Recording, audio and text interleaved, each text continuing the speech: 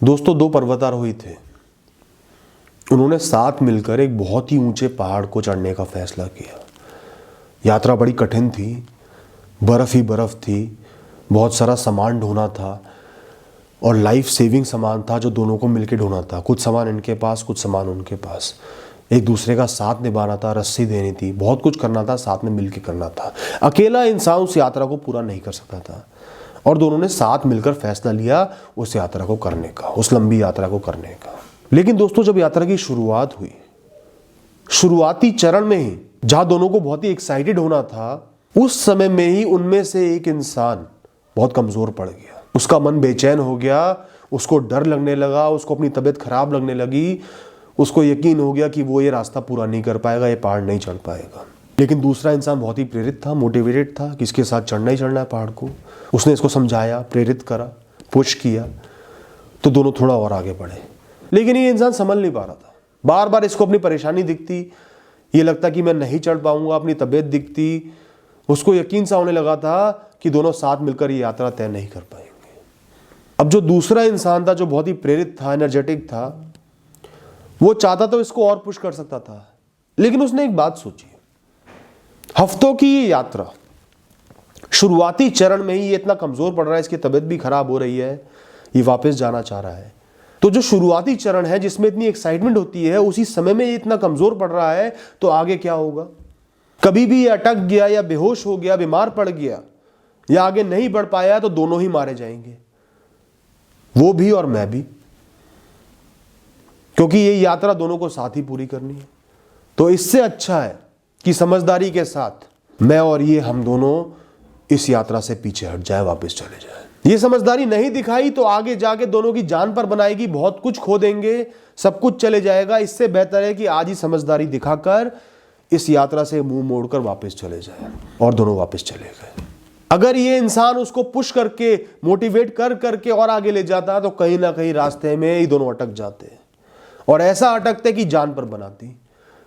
दूसरा इंसान अगर ज्यादा बीमार पड़ जाता या बेहोशी हो जाता, तो जो लाइफ सेविंग इक्विपमेंट है वो भी फंस जाता, ये इंसान भी फंस जाता और अंजाम बहुत बुरा होता।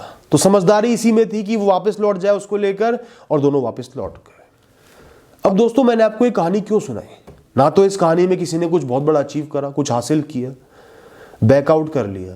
ये कहानी इसलिए सुनाई आपको एक बात समझाने के लिए। मेरे पास क्वेरी आती है कि भैया, मेरा जो पार्टनर है, हम एक रिलेशनशिप में है, मेरा जो पार्टनर है वो मुझसे बोर होने लगा, इस रिश्ते को ज्यादा वैल्यू नहीं दे पा रहा, ज्यादा टाइम नहीं दे पा रहा, वो अनश्योर है, कंफ्यूज्ड है। मैं उसको बार बार अपने तरीके से समझाता हूं, कोशिश करता हूं, लेकिन दोबारा वो वहीं लौट आता है कि या तो हम ब्रेक ले लेते हैं, ये रिश्ता कैसे चलेगा, या मुझे टाइम नहीं देता, वैल्यू नहीं देता। तो मैं क्या करूं कि वो मुझे वैल्यू देने लगे?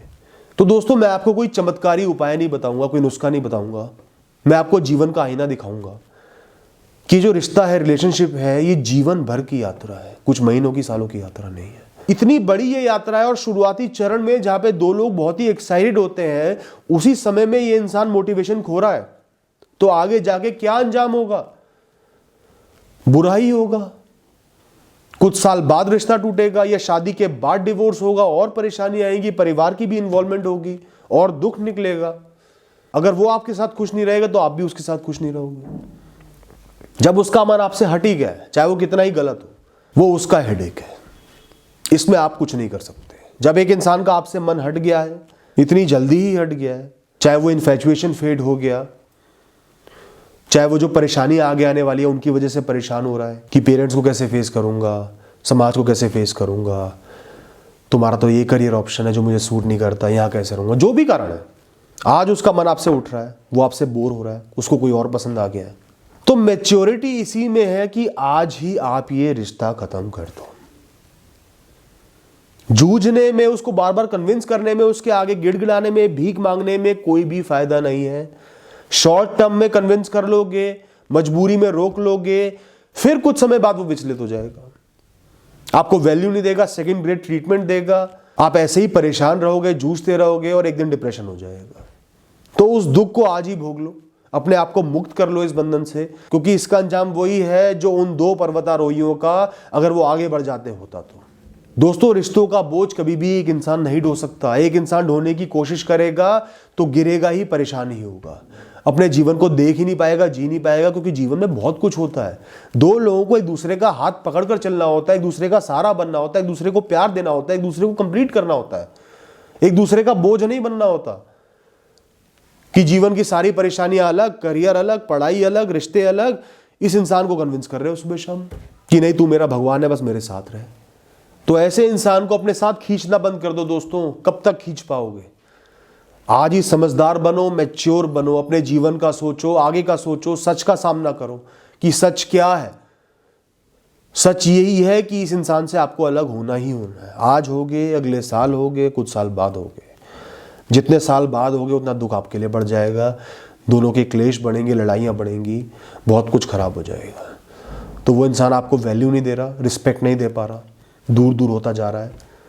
तो बेहतर है कि आप भी उनसे दूर होकर अपने जीवन की एक नई शुरुआत करो, अकेले इस यात्रा की शुरुआत करो।